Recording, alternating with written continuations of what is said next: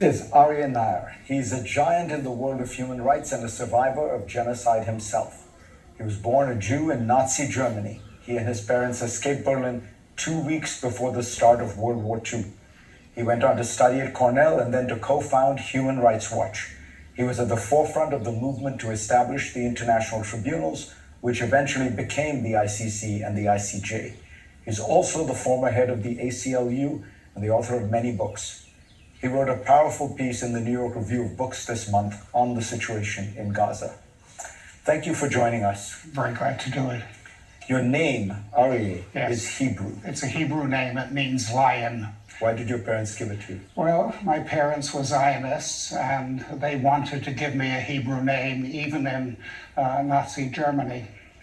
All the time you were head of Human Rights Watch, you, I think, only one time accused a country of genocide. Yes. Saddam Hussein's Yes. attempt to eliminate the Kurds. The Kurds.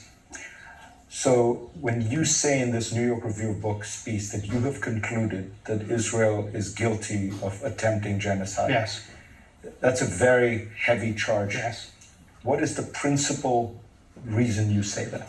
Well, first let me say that when the South African case charging genocide was initially brought, I was not one of those who endorsed South Africa's argument of genocide. I didn't endorse it because I thought Israel had a right to retaliate against Hamas, and I thought Israel had a right to try to incapacitate Hamas so that it would never be able to do anything like that again. But I was disturbed by some of the actions of Israel, by the use of very large weapons, 2,000-pound bombs, which are utterly inappropriate in a crowded urban area. A bomb like that can kill somebody 2 football fields away, and using bombs like that was inappropriate in the context of Gaza. But still, I didn't think that Israel was engaged in genocide just because of the effort to retaliate against Hamas, even though I thought Israel went far overboard in the way of its retaliation. So what changed your mind then? What changed my mind was that over a period of time, Israel has obstructed the delivery of humanitarian assistance to Gaza. And those who have been most severely victimized are not the members of Hamas. Men with guns ordinarily find a way to get food and to get fed, but it is young children who are most severely damaged by malnutrition and who will either starve to death, or if they survive, they will be diminished for the rest of their lives, diminished physically and psychologically by the severe malnutrition they are enduring as children. And I thought that severe obstruction of the delivery of humanitarian assistance amounted to genocide. The Israeli case is multifold, but let me suggest one angle that I've heard people take, which is in the beginning there was a kind of Israeli rage, and there's that famous quote of Defense Minister Gallant. He says, "I have ordered a complete siege on the Gaza Strip. There will be no electricity, no food, no fuel. Everything is closed. We are fighting human animals and we act accordingly." But that over time, they did start letting food and fuel in, and they have not, there might have been a period where they said and did things like that, but that was brief and it has ended. The amount of food and the amount of water and the amount of fuel they have allowed in is entirely inadequate to deal with the more than 2 million people who live in Gaza. And the USAID administrator, Samantha Power, testified before Congress that famine had set in Gaza. The head of the UN World Food Program has said that full-blown famine is underway in Gaza.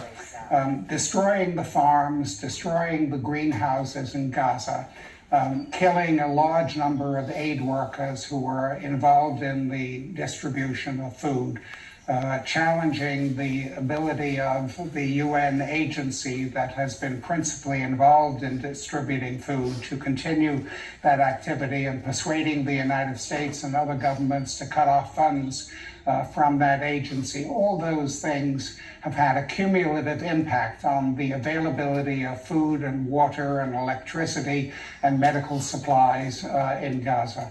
Prime Minister Netanyahu says that the IDF, the Israeli army, is actually scrupulous and very moral in the way it handles these things. It tries very hard. What do you say about that? He says that. I don't think others would say that.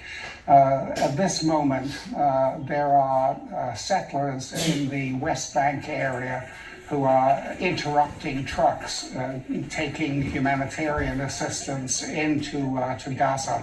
They are attacking the truck driver, spilling the contents of trucks carrying humanitarian aid. The Israeli defense forces have not intervened in order to prevent the settlers from engaging in sabotage of that sort in delivering humanitarian assistance. The Israeli defense forces have aided the settlers, and a very large number of Palestinians in the West Bank have been killed in the past few months, often with the Israel defense forces either standing by or directly participating in attacks on Palestinians in that area. There are Israeli officials and people who feel passionately on the subject who say the reason these warrants are particularly unjustified is because Israel has a process, a judicial process, to look into abuses of its army. It's a democracy. The statute for the International Criminal Court is based on the principle of complementarity. Complementarity means that if a government actually, in good faith, conducts an investigation itself of abuses that have been committed and takes action itself to punish those who may have been engaged in abuses, the ICC should step back. But in the case of Israel, there is no indication that there has been any effort by the Israeli authorities to conduct an investigation of the abuses committed in Gaza. Do you think in the past have they done it? Do you have confidence in the Israeli system? No, I don't have confidence in the Israeli system.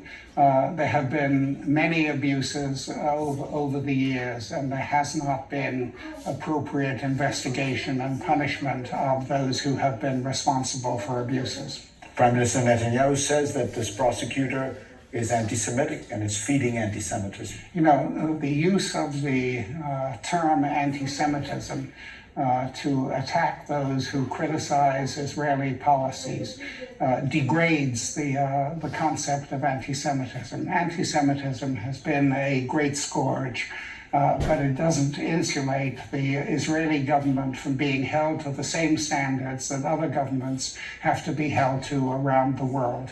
The Israeli government has been very comfortable with certain anti-Semites. Prime Minister Netanyahu, for example, has cultivated a relationship with Viktor Orban, the Prime Minister of Hungary, and I think it's appropriate to consider Orban an anti-Semite. But to charge the International Criminal Court with anti-Semitism is, I think, absurd.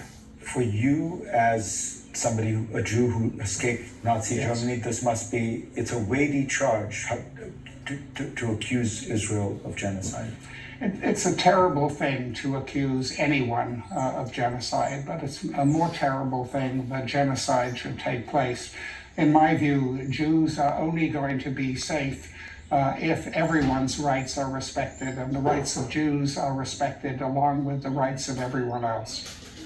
Aryeh Neier, at 87 years old, you're certainly still going strong. Thank you very much. Next on GPS.